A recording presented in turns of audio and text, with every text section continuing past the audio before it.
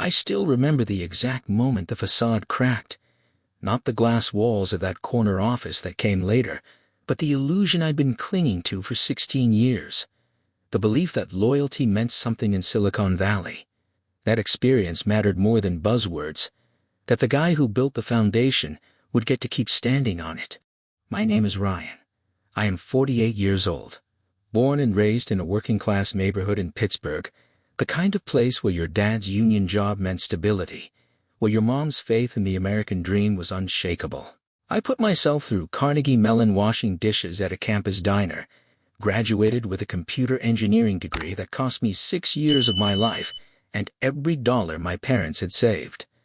I came to California with 2 suitcases, a used Honda Civic, and the kind of hunger that only comes from knowing exactly how much you have to lose. That was 2008. The year everything crashed, and somehow I didn't. I joined TechVault Solutions when it was barely a blip, 50 employees crammed into a converted warehouse in Mountain View, the air thick with cold brew and desperation. The CEO back then was Marcus Chen, a Stanford dropout who coded like he was possessed and treated his engineers like family. He'd walk the floor at midnight, bringing pizza, asking about our side projects, remembering our kids' names. When my daughter Emma was born premature, and the medical bills started piling up, Marcus personally arranged for the company to cover what my insurance wouldn't. No paperwork, no HR meetings, just take care of your family, Ryan. We've got you. That's the company I gave my life to. That's the promise I believed in. For 16 years, I was the invisible backbone. While the VCS started circling, and the culture consultants descended with their personality tests and open office floor plans, I was in the server rooms at 3 a.m. When the ransomware attack hit in 2019 and the entire cloud infrastructure started collapsing, I didn't go home for 3 days. I slept on a beanbag in the break room, showered in the gym, and coded until my vision blurred. When the smoke cleared, we'd stopped a breach that would have cost us everything. Marcus, by then long gone, pushed out by the board for lack of aggressive growth vision, sent me a bottle of 18-year-old scotch with a note, "You saved us all. Don't ever forget your worth." I should have listened to him. By 2024, TechVault wasn't a family anymore. It was a unicorn at $2 billion valuation, 2,000 employees, and a new CEO who treated the place like her personal rocket ship to Forbes covers. Nicole Walsh, 37 years old. Harvard MBA. The kind of blonde perfection that looked like it was manufactured in a Palo Alto lab. She'd never written a line of code in her life, but she could quote Clayton Christensen like scripture and drop buzzwords with the precision of a sniper. Synergy. Disruption. Move fast and break things. She'd worked at McKinsey, then 2 failed startups that she'd somehow spun into success stories, and now she was here to optimize the company I'd helped build. The first time I met her was at an all-hands meeting where she announced we were pivoting to AI-native architecture. I raised my hand and asked what that meant for the legacy systems I'd spent a decade perfecting. She smiled, that CEO smile, the one that never reached her eyes, and said, "Ryan, right? We'll find a place for the legacy folks. Maybe a mentorship program or something." Legacy folks. I'd just turned 46. I had patents pending and a GitHub streak longer than most of her engineers had been alive.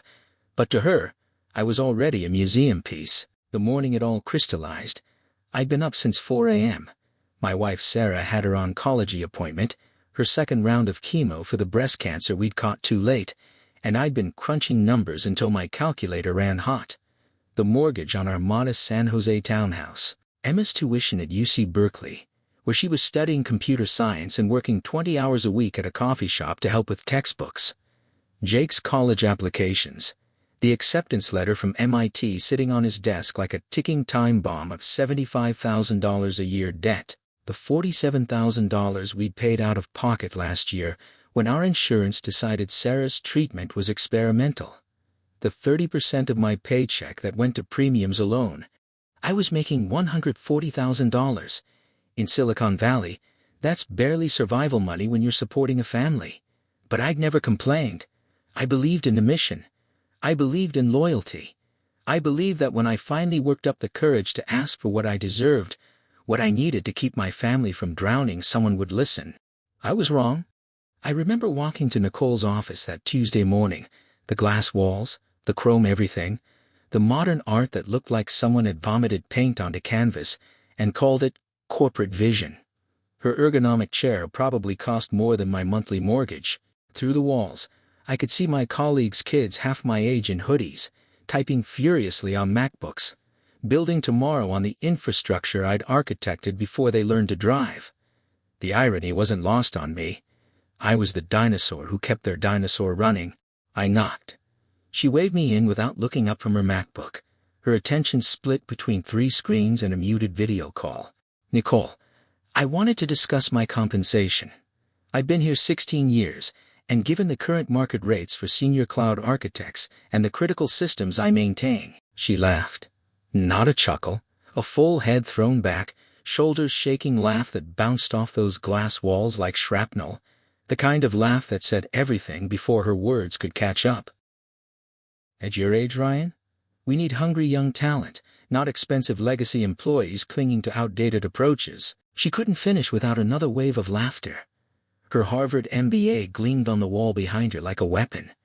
I stood there frozen, clutching my leather portfolio, 16 years of documentation, every major project, every system I'd architected, every 3 a.m. debugging session that kept her billion-dollar valuation from evaporating. The cloud migration I designed saves us $2.3 million annually, I said, my voice smaller than I wanted it to be. The security framework prevented 3 major breach attempts last year. The threat detection algorithms, she waved her hand dismissively, still chuckling as she leaned back in that throne of a chair. Everyone's replaceable, Ryan, even senior engineers with decades of experience. If you think you're worth more than what we're paying, try your luck elsewhere. She stared at me with that practiced smile. Maybe it's time to think seriously about early retirement. Golf courses are nice this time of year. Something cracked inside me. Not my heart, something deeper. The foundation of 16 years of believing that eventually, experience would matter more than age bias. That loyalty would be rewarded. That the company I'd helped build from a 50-person startup would remember who got them there. I understood, I said quietly, collecting my portfolio. The pages trembled between my fingers. Through the glass I saw my colleagues pretending not to watch, heads buried in monitors while they strained to hear every word of my humiliation. Listen, Ryan. Her voice shifted to that artificial concern tone they teach in leadership seminars. You're good at what you do, I'll give you that. But you're expensive. The board sees a senior engineer pulling $140,000 when we can hire 2 fresh CS grads for that same price. They've got energy. They understand modern frameworks. They don't need hand-holding. That's just business, nothing personal. As if 16 years of my life was just a business transaction. As if the nights I'd stayed until midnight debugging critical systems while she networked at wine tastings weren't personal. As if missing Emma's soccer championship and Jake's debate finals to keep this company running wasn't personal. That's when I knew exactly what I would do. I walked back through the open plan office to my corner workspace. Not even an office, just a fancy cubicle because open office culture promotes collaboration. My desk was wedged between 2 recent graduates who called me sir and asked me to explain why we couldn't just rewrite our entire legacy system over a weekend. The morning sun streamed through floor-to-ceiling windows, casting long shadows across rows of standing desks where 20-somethings in hoodies typed frantically, building tomorrow on systems I designed before they were born. My screen displayed the usual flood. Slack messages from junior devs asking me to review their spaghetti code. Emails from other departments begging me to fix disasters they'd created. A calendar reminder for the weekly architecture meeting where I'd explain, once again, why certain approaches wouldn't work at enterprise scale. Next to my keyboard sat the photo from last Christmas, Sarah, looking tired but smiling after her second round of chemo. Emma, home from Berkeley, already worried about next semester's tuition hike. Jake, 18 and stressed about college debt before he'd even started. Healthcare premiums eating 30% of my take-home. Sarah's treatments costing us everything we'd saved. And here I was, being laughed at for asking for an 8% raise after 16 years of service. Meanwhile, Nicole had just bought her third vacation home according to the company newsletter, a ski chalet in Aspen to go with her beach house in Malibu. The same newsletter that featured her accepting an innovation award for the security framework I'd designed. I opened my desk drawer and pulled out a small leather notebook I'd kept for years. Worn cover, filled with ideas from lunch breaks and weekend mornings. My intellectual playground, algorithms I'd written on my home computer, security protocols refined in my garage lab, machine learning models trained on my own hardware, code that TechVault had implemented without formal acquisition because I'd been too trusting, too eager to be seen as a team player. Page after page of innovations that had become the backbone of TechVault's competitive advantage. The bitter irony: Nicole saw me as outdated, but every major system keeping her company ahead had originated in this notebook. I stopped at my notes from April 2021. Machine learning algorithms for advanced threat detection, developed during the pandemic lockdown. At the top, in my own handwriting, personal project, predictive security framework using neural networks developed on home system, April 15, 21. Below it, detailed Git commit logs from my personal GitHub, time-stamped and documented. What Nicole never knew, what TechVault's legal department had been too careless to investigate, was that I'd never signed over the rights to these personal innovations. The standard employment contract I'd signed 16 years ago covered work done during company time using company resources. But my most valuable creations lived in a legal gray area: personal projects developed on my equipment during my time. I pulled up my personal GitHub on my phone. Hundreds of commits, thousands of lines of code, all time-stamped and documented. The threat detection system that saved TechVault millions? Originally a weekend project to secure my home network. The cloud optimization framework that earned Nicole that innovation award? I'd built the core algorithms while experimenting with reducing my personal server costs. Every major breakthrough that TechVault claimed as their intellectual property had started as my private tinkering, my unpaid passion. I'd shared these innovations out of loyalty, never imagining the company I'd helped build would one day laugh at my request for fair compensation. My computer pinged with another email from HR. The quarterly newsletter headline made my stomach turn. TechVault's revolutionary security platform wins industry recognition. There was Nicole's photo again, accepting another award for work that had kept me awake for months. The article quoted her talking about fostering innovation without mentioning a single engineer. I thought about my father. 35 years at the same manufacturing plant in Pittsburgh before they shipped his job to Mexico. Loyalty matters, he'd always said. Take care of the company, and the company will take care of you.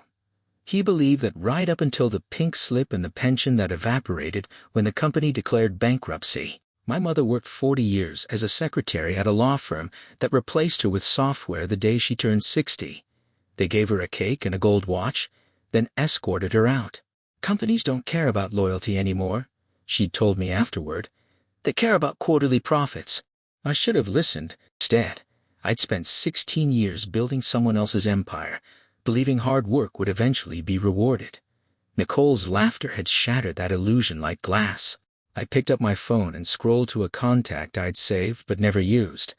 Scott Rodriguez, VP of Engineering at TechFlow Solutions, TechVault's biggest competitor. We'd connected on LinkedIn 2 years ago, after he'd reached out following a tech conference where I'd presented on cloud security. His last message, sent 4 months ago, was still unread. Ryan, I've been following TechVault security innovations, and I know talent when I see it. The offer still stands whenever you're ready to have a real conversation. We value experience here, not just energy. We believe gray hair means wisdom, not obsolescence. At the time, I'd been flattered but dismissive. I was loyal to TechVault. I believed in the mission. I thought Nicole, despite her corporate speak, understood my value. How naive that seemed now. My fingers hovered over the call button. 16 years of corporate conditioning screamed at me to stop, to be reasonable, to not burn bridges. What if this was just a bad day? What if Nicole reconsidered? Then I remembered her words. Maybe it's time to think seriously about early retirement. The dismissive wave. The way she talked about me like I was outdated equipment needing recycling. The complete lack of respect for everything I'd built. I thought about Sarah, fighting cancer while worrying about medical bills. About Emma, working 20 hours a week at a coffee shop because her dad couldn't afford to give her a better life despite 16 years of loyal service. About Jake, already talking about community college instead of MIT because he didn't want to burden us with debt. My family deserved better than a father who accepted being undervalued. They deserved someone who fought for what he was worth. Nicole had made it clear that loyalty meant nothing to her. Maybe it was time to show her what disloyalty looked like. I pressed call. Scott Rodriguez speaking. Warm, professional. None of that artificial corporate enthusiasm I'd grown used to. Real confidence, not the manufactured kind from MBA programs. This is Ryan Matthews from TechVault. I think it's time we had that conversation you mentioned. A pause, then genuine excitement. Ryan, I was beginning to think you'd never call. I've been following your work for years. Are you finally ready to explore opportunities where experience is valued? I looked around the open office. The sea of young faces bent over screens. The glass-walled offices where managers younger than my children made decisions about systems they didn't understand. The corner office where Nicole was probably already planning how to replace her expensive legacy employee with hungry young talent. I'm ready, I said. When can we meet? How about dinner tonight? Alexander's Steakhouse in Palo Alto, say 7 p.m.? I checked my calendar. Sarah had her support group tonight. The kids would be at their activities. Perfect timing to start planning my future without TechVault's involvement. I'll be there. As I hung up, I felt something I hadn't experienced in years. Not excitement exactly, but purpose. The feeling that I was finally taking control instead of letting others define my worth. Nicole thought I was replaceable. We were about to find out just how wrong she was. 4 hours later, I sat across from Scott Rodriguez at a corner table with privacy. He'd made one phone call and gotten reservations at a place that required weeks of advance booking. That told me everything about TechFlow's influence. Scott was early 50s, gray at the temples, sharp-eyed, wearing a blazer over jeans. No corporate uniform. He looked like someone who'd built systems with his hands before learning to manage budgets. His handshake was firm but not aggressive, the grip of someone who didn't need to prove anything. I've been following your work for years, Ryan, he said, studying me over his whiskey. Or rather, I've been following the sudden leaps in TechVault's security capabilities that coincided with your project timelines on LinkedIn. That threat detection system for the Meridian Bank contract, my team tried to reverse engineer it for 6 months and couldn't crack it. I felt a knot in my stomach mixed with pride. Someone had actually noticed. Someone understood the technical complexity. How did you know that was mine? Scott smiled. Because Nicole Walsh doesn't have the technical background to understand machine learning basics, let alone architect them. I've seen her speak at conferences great at buzzwords, terrible at substance, and because innovation doesn't happen by accident, someone with deep expertise built those systems. He leaned forward. Plus, I have contacts throughout the industry. People talk. Your reputation among actual engineers is solid gold, even if management doesn't recognize it. We spent 2 hours discussing technical details, team structures, project timelines. Scott understood enterprise-scale systems in a way Nicole never had. He asked intelligent questions about scalability, security trade-offs, implementation challenges. For the first time in years, I felt like I was talking to someone who respected both my experience and my potential. Then came the offer. Senior Engineering Director, oversight of entire cloud security division. Base salary, $350,000, full equity package vesting over 4 years.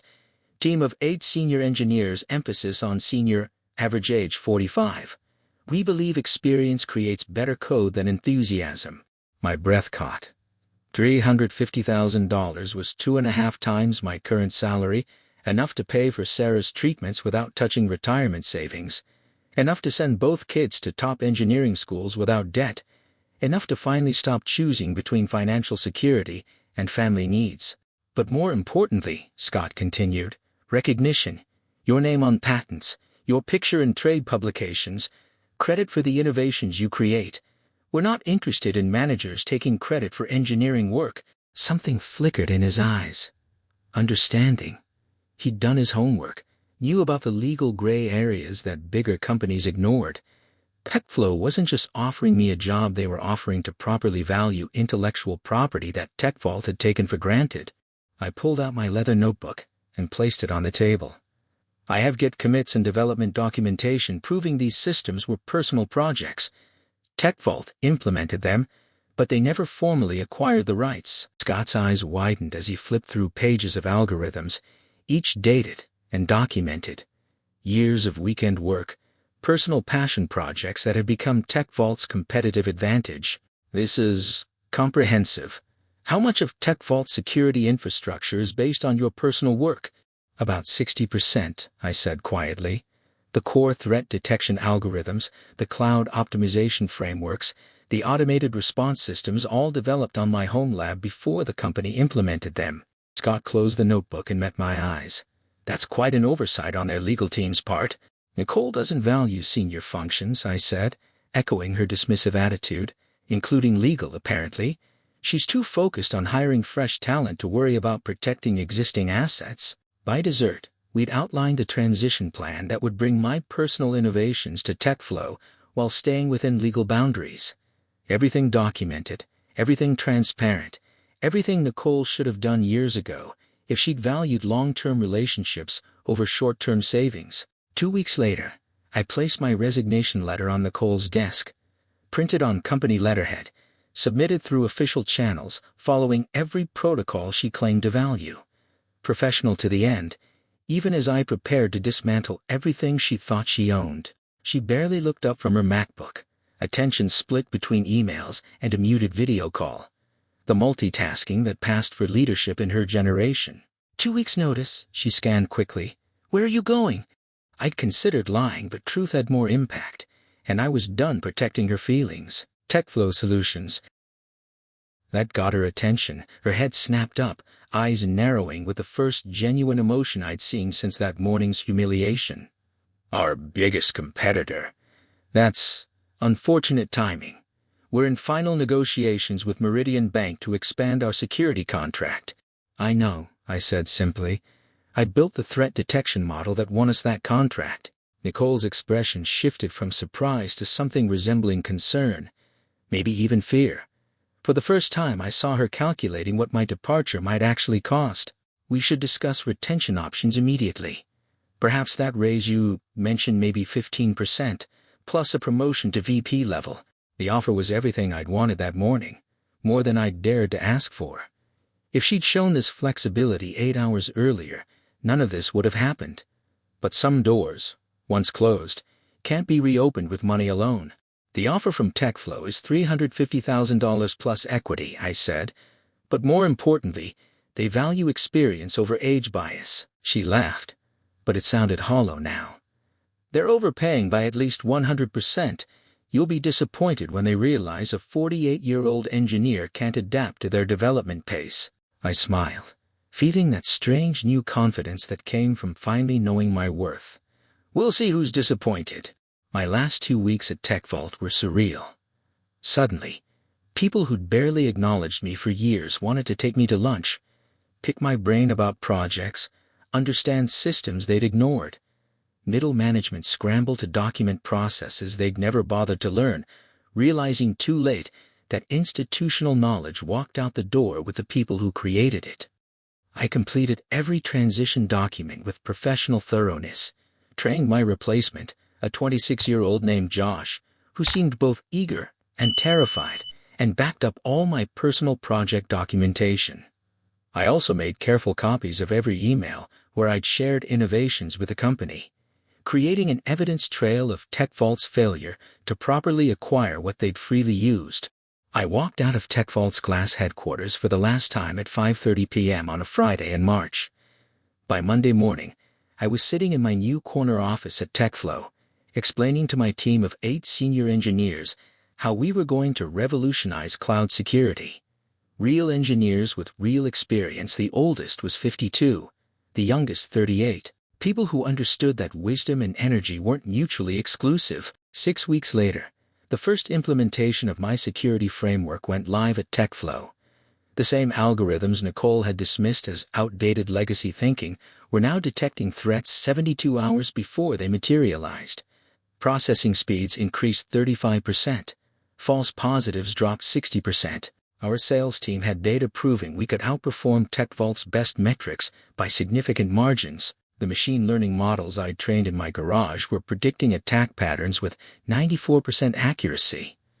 The threat detection system that had saved TechVault millions was now saving TechFlow's clients even more, with my name properly credited on every patent filing.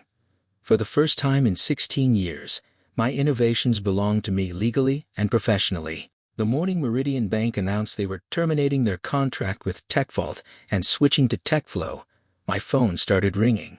First call was from TechCrunch wanting to interview the architect behind TechFlow's security breakthrough.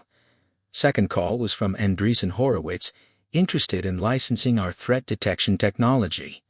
Third call was from Nicole. I let it go to voicemail. She called 6 more times over 2 days before leaving a message that I saved for posterity. Ryan, this is Nicole. We need to discuss consulting opportunities immediately. TechVault is prepared to offer a substantial compensation package for your expertise. Please call me back as soon as possible. We made a mistake. The admission felt hollow. Too little, too late, motivated by panic rather than recognition. I didn't return the call. 4 days later, Nicole was waiting beside my car in the TechFlow parking garage. She looked different, tired, stressed. None of the polished confidence from that morning when she'd laughed at my raise request. The power dynamic had shifted completely, and we both knew it. This is inappropriate, I said, maintaining distance while fishing for my keys. You've put 180 jobs at risk, she said, her voice urgent and desperate. TechVault is facing an existential crisis because of the intellectual property you took. I didn't take anything that belonged to TechVault, I replied calmly. I took my personal intellectual property that TechVault used without proper acquisition. Your legal team never did their due diligence, and you never valued experienced personnel enough to care about the details. Nicole stepped closer, desperation evident in her bloodshot eyes. She'd probably been working 18-hour days trying to contain the damage. Name your price. Whatever TechFlow is paying, we'll double it, triple it. We'll make you CTO, give you equity, whatever you want. I thought about those 16 years, sitting in that cubicle while she collected bonuses for my work. The morning she'd dismissed me like obsolete hardware, my family's medical bills, and my children's educational dreams that her 8% refusal had jeopardized. You once told me everyone's replaceable, I said quietly, even senior engineers. I'm just following your business philosophy. The following quarter, TechVault stock fell 47%. They laid off 180 employees in 2 waves, targeting senior staff with the highest salaries first. The tech media described it as a catastrophic loss of institutional knowledge and mysterious deterioration of their award-winning security systems. Industry analysts wrote case studies about the dangers of undervaluing experienced talent in competitive markets. Nicole resigned under pressure from the board after their stock hit a 3-year low. Her replacement was a 55-year-old former IBM executive who immediately began trying to poach senior engineers from competitors. Too late. The damage to TechVault's reputation in the engineering community was irreversible. Then came the inevitable lawsuit. TechVault sued me for theft of intellectual property, corporate espionage, and breach of fiduciary duty. Their case collapsed spectacularly when my documentation proved conclusively that I had developed the core algorithms as personal projects. The judge not only dismissed their claims but awarded me legal fees, noting that TechVault had failed to secure proper ownership of innovations they'd implemented. But victory felt more complex than I'd expected. 3 months after the lawsuit ended, Amanda Wilson, TechVault's former head of customer service, visited my office. She'd been with the company for 12 years before the layoffs, someone I'd shared coffee with, and complained about management decisions alongside. 180 people lost their jobs, Ryan, she said, sitting across from my desk. People with families, mortgages, kids in college. Was your revenge worth destroying their livelihoods? The question hit harder than any lawsuit. I'd focused so intently on Nicole's arrogance that I'd underestimated the collateral damage. "You're right to be angry," I said. "That's why TechFlow has hired 73 former TechVault employees in the last 4 months, including everyone from your customer service team who wanted to join us." Amanda's expression softened slightly. "And the others? The ones who can't relocate, who are too specialized, who are close to retirement?"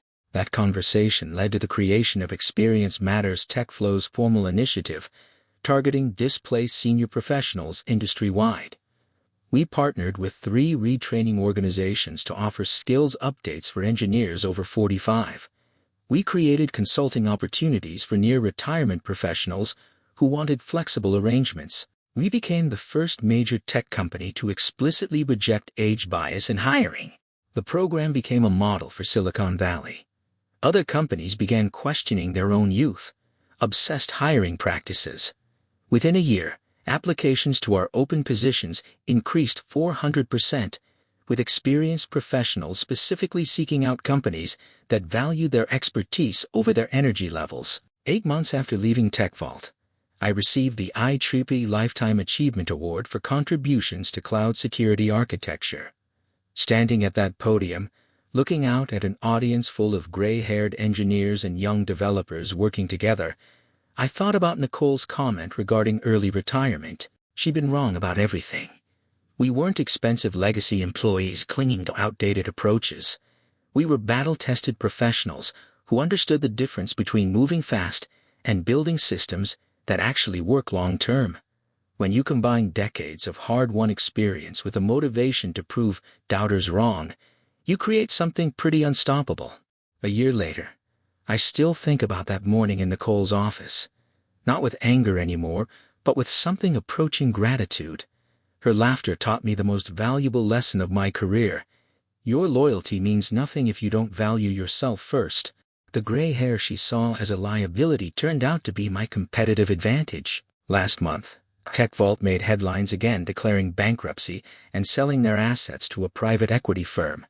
The company I'd helped build from 50 employees to 2,000 was gone, dismantled by leadership that confused energy with competence, disruption with innovation. If you're reading this and you're over 45, dealing with managers who think your experience is expensive rather than valuable, remember something: your knowledge isn't just worth defending, it's worth fighting for. Document your work, understand your legal rights, and never let anyone convince you that your best years are behind you. Because sometimes the most powerful thing we can do is simply refuse to become invisible. Age isn't a weakness in tech, it's wisdom waiting to be unleashed. And when experience finally gets angry enough to demand respect, industries change. The algorithms are still running. My name is on the patents. And somewhere in Silicon Valley, a CEO is learning not to laugh at senior engineers asking for their worth.